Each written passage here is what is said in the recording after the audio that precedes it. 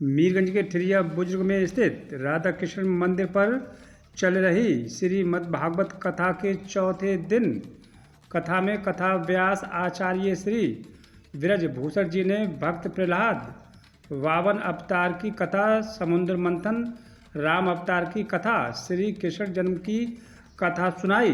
पदार्पण हो रहा है भगवान आदित्य भास्कर का।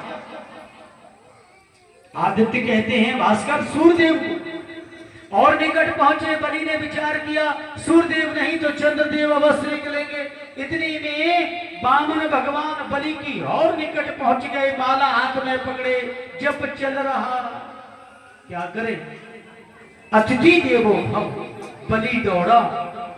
प्रणाम करने को वामन भगवान ने बलि की तरफ देखा भी, आसन बलि ने डाला, भगवान नहीं बैठे वामन, लेकिन वहीं पर उपस्थित थे शुक्राचार्य जी महाराज।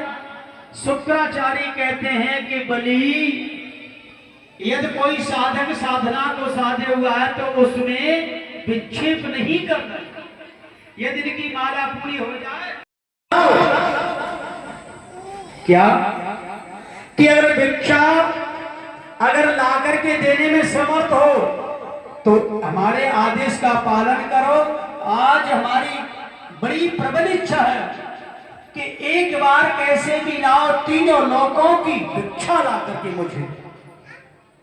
वामन भगवान ने कहा गुरुदेव, तीनों लोगों को भिक्षा नहीं।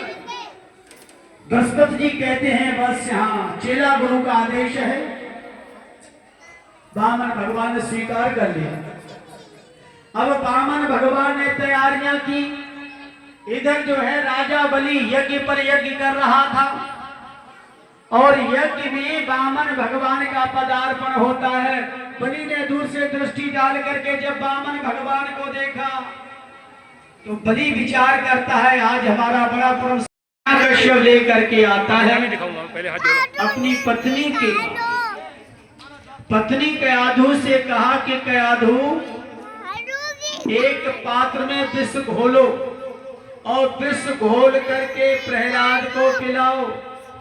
अब विचार किया जाए ऐसी कौन सी माँ होगी जो माँ अपने उधर से बच्चे को जन्म दे और वही माँ अपने बच्चे को विष पिलाए। इतनी अभागी माँ कौन संसार में हो सकती है?